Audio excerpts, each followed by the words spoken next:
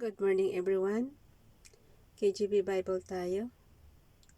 Daily reading plan, 5 December 2021, pang day 34 na natin. Exodus chapter 13 up to 15. Check. Basa. Exodus chapter 13, And the Lord spake unto Moses, saying, Sanctify unto me all the firstborn whatsoever openeth the womb, and the children of Israel, both of men and of beasts, it is mine. And Moses said unto the people, Remember this day, in which ye came out from Egypt out of the house of bondage, but for by strength of hand the Lord brought you out from this place. There shall no leavened bread be eaten. Verse 4, This day came ye out in the month Abib, and it shall be when the Lord shall bring thee into the land of the Canaanites, and the Hittites, and the Amorites, and the Hivites, and the Jebusites, which he swore unto thy fathers to give thee a land flowing with milk and honey, that thou shalt keep the service in this month. 7 days thou shalt eat unleavened bread, and in the 7th day shall be a feast to the Lord. Unleavened bread shall be eaten 7 days, and there shall no leavened bread be seen with thee, neither shall there be leaven seen with thee in all thy quarters. And thou shalt show thy son in that day, saying, This is done because of that which the Lord did unto me when I came forth out of Egypt, and it shall be for a sign unto thee upon thine hand, and for a memorial between thine eyes, that the Lord's law may be in thy mouth. For with a strong hand hath the Lord brought thee out of Egypt. Thou shalt therefore keep this ordinance in his season from year to year, and it shall be when the Lord shall bring thee into the land of God of the Canaanites, as he sware unto thee and to thy fathers, and shall give it thee, that thou shalt set apart unto the Lord all that openeth the matrix, and every firstling that cometh of a beast which thou hast, the male shall be the Lord's. And every firstling of an ass thou shalt redeem with a lamb, and if thou wilt not redeem it, then thou shalt break his neck, and all the firstborn of man among thy children shalt thou redeem. And it shall be when thy son asketh thee in time to come, saying, What is this? That thou shalt say unto him, By strength of hand the Lord brought us out from Egypt, from the house of bondage. And it came to pass, when Pharaoh would hardly let us go, that the Lord slew all the firstborn in the land of Egypt, both the firstborn of men and the firstborn of beasts. Therefore I sacrificed to the Lord all that openeth the matrix, being males, but all the firstborn of my children I redeem. And it shall be for a token upon thine hand, and for frontlets between thine eyes, for by strength of hand the Lord brought us forth out of Egypt. Guys, pag sobrang bilis ko, magbasa din kayo ng Bible para masundan nyo lahat ng binabasa dito. Yung King James Version ito. Verse 17, And it came to pass, when Pharaoh had let the people go, that God led them not through the way of the land of the Philistines, although that was near. For God said, Lest peradventure the people repent when they see war, and they return to Egypt. But God led the people about through the way of the wilderness of the Red Sea, and the children of Israel went up harnessed out of the land of Egypt.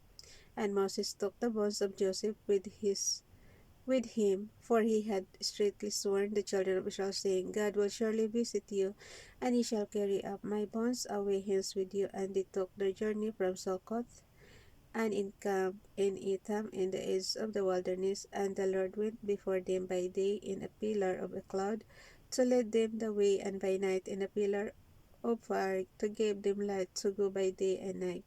He took not away the pillar of the cloud by day, nor the pillar of fire by night from before the people. From before the people. Hanggang ilan ba tayo? 15? Wait lang. Hanggang 15. So, chapter 14 naman tayo.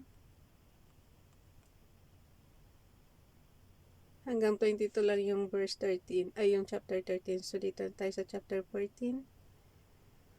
And the Lord spake unto Moses, Speak unto the children of Israel that they turn and encamp before Pihahiroth between Migdol and the sea over against Baal-Zephon, before it shall ye encamp by the sea. For Pharaoh will say of the children of Israel, They are entangled in the land, the wilderness hath shut them in, and I will harden Pharaoh's heart, that he shall follow after them, and I will be honored upon Pharaoh and upon all his host, that the Egyptians may know that I am the Lord. And they did so. And it was told the king of Egypt that the people fled, and the heart of Pharaoh and of his servants was turned against the people. And they said, Why have we done this, that we have let Israel go from serving us? O, alipin pala talaga ang Israel sa Egypt, no? Teka, nakalagay, that we have let Israel go from serving us. And he made ready his chariot, and took his people with him, and he took 600 chosen chariots, and all the chariots of Egypt, and captains over every one of them. And the Lord hardened the heart of Pharaoh, king of Egypt, and he pursued after the children of Israel, and the children of Israel went out with an high hand. But the Egyptians pursued after them all the horses and chariots of Pharaoh, and his horsemen, and his army, and overtook them encamping by the sea, beside Pihahiroth, before Baal-Zephon. And when Pharaoh drew nigh, the children of Israel lifted up their eyes, and behold, the Egyptian marched after them, and they were sore afraid. And the children of Israel cried out unto the Lord. And then said unto Moses, Because there were no graves in Egypt, was thou taken us away to die in the wilderness? Wherefore hast thou dealt thus with us to carry us forth out of Egypt? Is not this the word that we did tell thee in Egypt, saying, Let us alone, that we may serve the Egyptians? For it had been better for us to serve the Egyptians than that we should die in the wilderness. And Moses said unto the people, Fear ye not, stand still, and see the salvation of the Lord, which he will shew to you today. For the Egyptians whom ye have seen today, ye shall see them again no more forever. The Lord shall fight for you, and ye shall hold your peace. And the Lord said unto Moses, Wherefore criest thou unto me? Speak unto the children of Israel, and they go forward.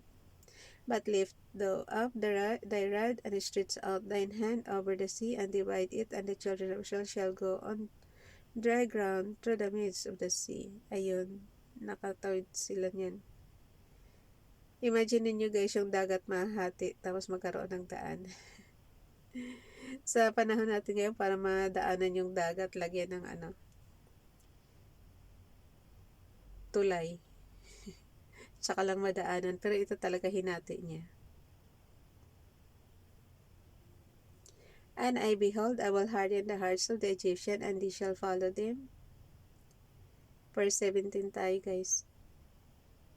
And I behold, I will harden the hearts of the Egyptians, and they shall follow them, and I will get me honor upon Pharaoh and upon all his host, upon his chariots and upon his horsemen. And the Egyptians shall know that I am the Lord, when I have gotten me honor upon Pharaoh, upon his chariots, and upon his horsemen. And the angel of God, which went before the camp of Israel, removed and went behind them, and the pillar of the cloud went from before their face, and stood behind them. And it came between the camp of the Egyptian and the camp of Israel, and it was a cloud and darkness to them. But it gave light by night to this, so that the one came not near the other all the night. And Moses stretched out his hand over the sea, and the Lord caused the sea to go back by a strong east wind all that night, and made the sea dry land, and the waters were divided. And the children of Israel went into the midst of the sea upon the dry ground, and the waters were a wall unto them on the right hand and on their left. Ang galing, no? And the Egyptian pursued and went in after them to the midst of the sea, even all Pharaoh's horses, his chariots, and his horsemen. And it came to pass that in the morning watched the Lord look unto the host of the Egyptians from the pillar of fire and of the cloud, and troubled the host of the Egyptians, and took of their chariots wheels, that they drave them heavily. So that the Egyptians said, Let us flee from the face of Israel, for the Lord fighteth for them against the Egyptians. And the Lord said unto Moses, Stretch out thine hand over the sea, that the waters may come again upon the Egyptians, upon their chariots, and upon their horsemen. And Moses stretched forth his hand over the sea, and the sea returned to his strength when the morning appeared, and the Egyptians fled against it, and the Lord overthrew the Egyptian in the midst of the sea. And the waters returned and covered the chariots and the horsemen and all the host of Pharaoh that came into the sea after them. There remained not so much as one of them. Walang natira sa mga Egyptians na humabol. But the children of Israel walked upon dry land in the midst of the sea, and the waters were a wall unto them on their right hand and on their left. Thus the Lord saved Israel that day out of the hand of the Egyptian, and Israel saw the Egyptian did upon the seashore. And Israel saw that great work which the Lord did upon the Egyptian, and the people feared the Lord and believed the Lord and his servant Moses. Last chapter na tayo, Exodus chapter 15. Then sang Moses and the children of Israel this song unto the Lord, and spake, saying, I will sing unto the Lord, for he hath triumphed gloriously, the horse and his rider hath he thrown into the sea. The Lord is my strength and song, and is become my salvation. He is my God, and I will prepare him in habitation by my fathers. Kuhanin natin to. Kasi wala akong prayer. Ilagay ko to.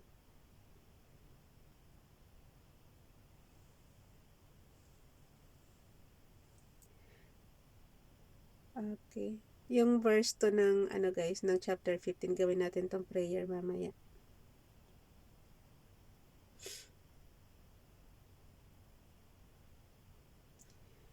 The Lord is my strength.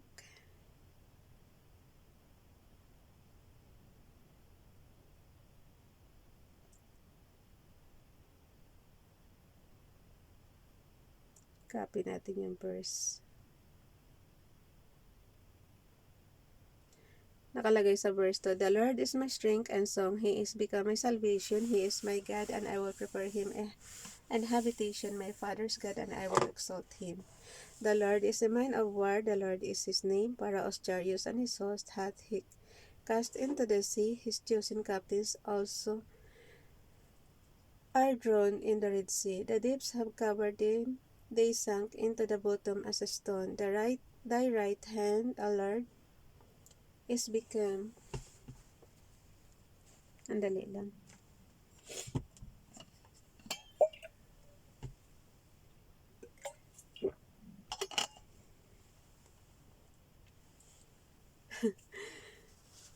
Umano sa lalamunan ko eh. Ulitin natin yung verse 2. The Lord is my strength and song, and he is become my salvation. He is my God, and I will prepare him an habitation, my father's God, and I will exalt him. Verse 3, the Lord is a man of war. The Lord is his name.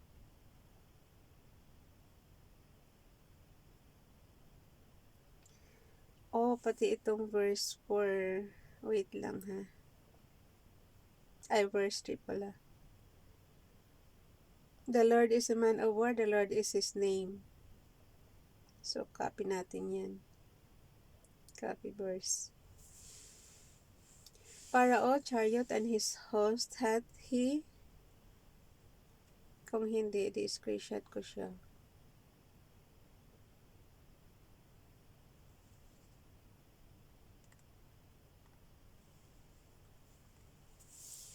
Pharaoh, chariot, and his host hath he cast into the sea. His chosen captains also are drawn in the Red Sea.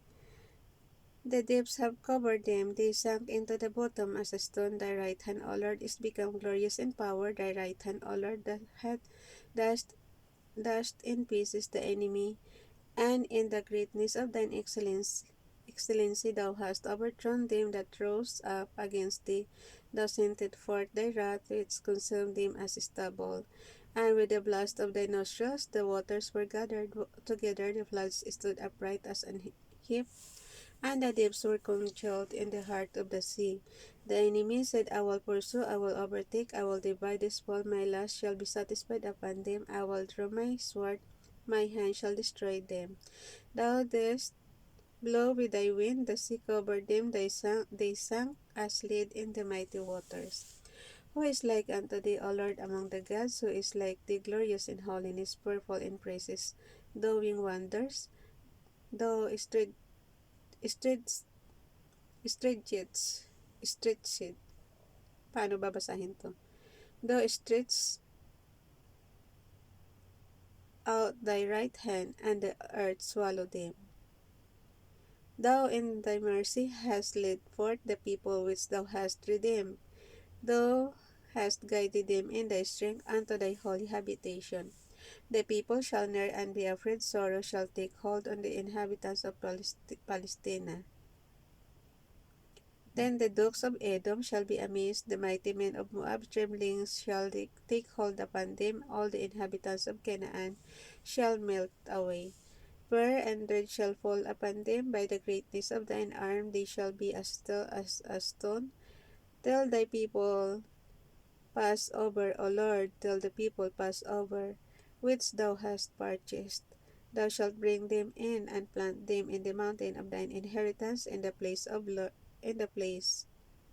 Lord, which thou hast made for thee to dwell in the sanctuary, O Lord, which thy hands have established.